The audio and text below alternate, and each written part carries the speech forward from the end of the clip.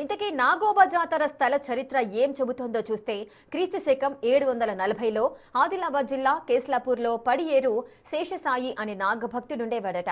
ఆయన నాగదేవతను దర్శించుకునేందుకు ఓసారి నాగలోకానికి వెళ్లాడట. నాగలోక ద్వారపాలకులు శేషసాయిని అడ్డుకున్నారట. అప్పుడు నిరుత్సాహంతో వెనుదిరిగిన శేషసాయి పొరపాటున నాగలోకం ద్వారాలను తాకుతాడట. తమ తలుపులను ఓ సామాన్య మానవుడు తాకాడని తెలుసుకున్న నాగరాజు ఆగ్రహిస్తాడు. ప్రాణభయంతో భయపడ్డ శేషసాయి నాగవంశం కోసం పురోహితుడిని పరిష్కారం అడుగుతాడట. అప్పుడు ఆ పురోహితుడు 7 బిందెల్లో పెరుగు, నెయ్యి, తేనె, బెల్లం, పెసరపప్పు తదితర 7 రకాల నైవేద్యాలు సమర్పించమని ఆదేశించాడు. అంతేకాకుండా 125 గ్రామాల మీదుగా పయనిస్తూ పవిత్ర గోదావరి జలాలు తీసుకొచ్చి నాగరాజుకు అభిషేకం చేయమని చెప్పాడట పురోహితుడు. శేషసాయి భక్తి మెచ్చుకున్న నాగరాజు కేస్లాపూర్లోనే శాశ్వత నివాసం ఏర్పరచుకున్నాడట. ఈ ప్రాంతంలోనే నాగోబా జాతర నాటి నుంచి నేటి వరకు ఎంతో ఘనంగా జరుగుతూ వస్తోంది.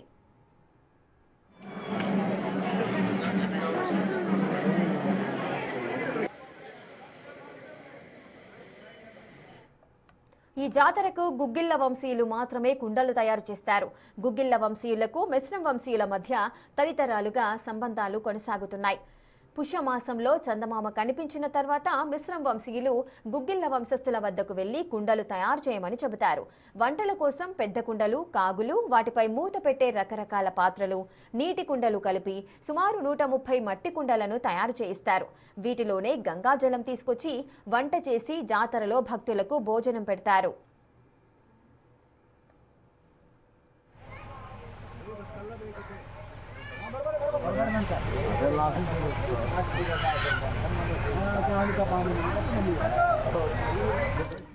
గంగాజల సేకరణ కోసం మిశ్రం వంశీయులు ప్రత్యేక యాత్రను ప్రారంభిస్తారు. సుమారు 100 మందికి పైగా మిశ్రం వంశీయులు కేస్లాపూర్ నుంచి పాదయాత్రగా బయలుదేరతారు.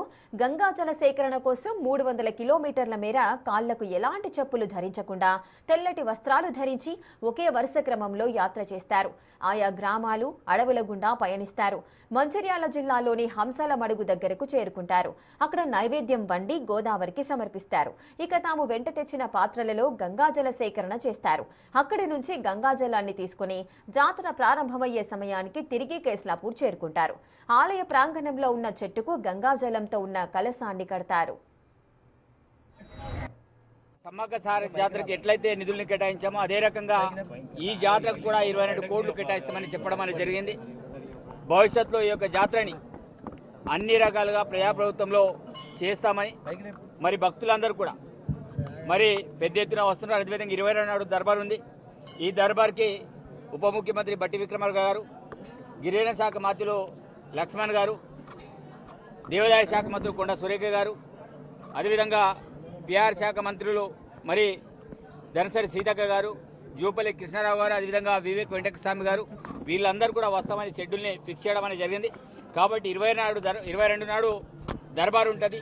ఈ దర్బార్కి కూడా పెద్ద ఎత్తున భక్తులందరూ కూడా వస్తారు. అదేవిధంగా అధికార యంత్రాంగం దాంతోపాటు మంత్రులందరూ కూడా రాబోతున్నారు. కాబట్టి మరి ఈ యొక్క దర్బార్ని ఒక పీస్ఫుల్గా మరి జరపాలని అందరినీ కోరుకుంటూ ప్రత్యేకించి ఈరోజు ఒక మహాపూజ కార్యక్రమానికి అందరూ కూడా పెద్ద ఎత్తున వచ్చినందుకు కలెక్టర్ గారికి, ఎంపీ గారికి, ఎస్పీ గారికి, పిఓ గారికి, మిగతా అధికారులందరికీ.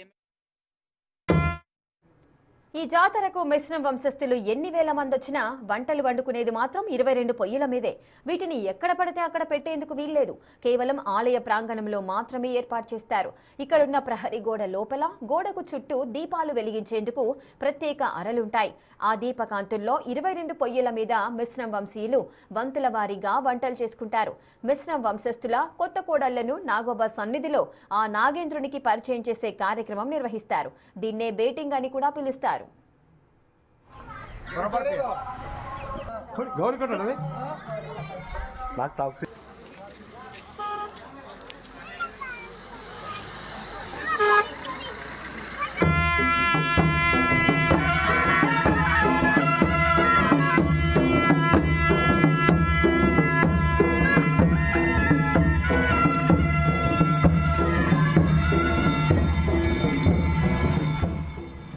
నాగోబా జాతరలో అత్యంత ముఖ్యమైనది దర్బార్ వేడుక. పూర్వకాలంలో ఈ అడవిలోకి వెళ్లేందుకు ఎలాంటి వసతి సౌకర్యాలుండేవి కావు.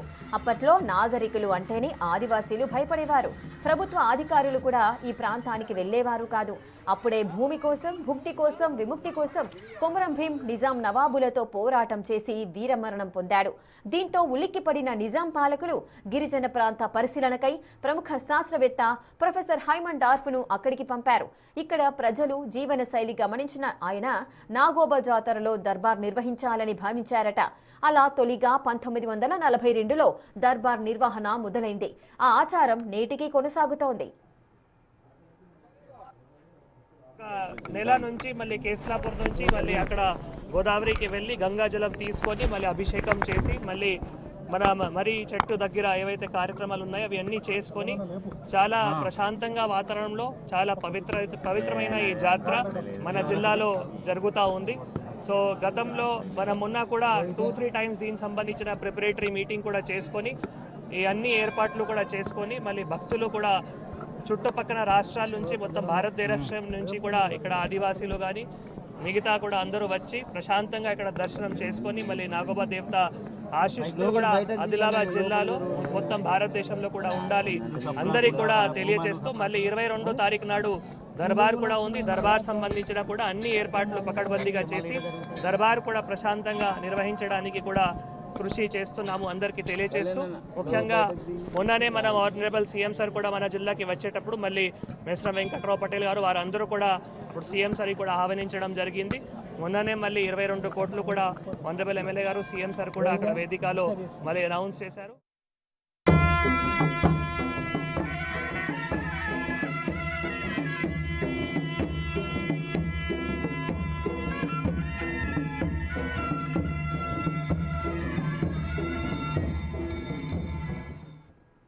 ఈ దర్బార్లో పాల్గొనేందుకు కలెక్టర్లు, ప్రజాప్రతినిధులు, తెగల నాయకులు, గిరిజన పెద్దలు, అధికారులు హాజరవుతారు.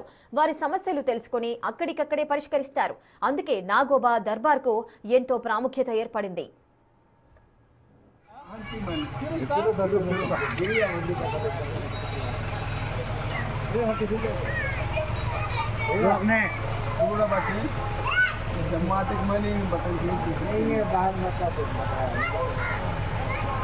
बाहर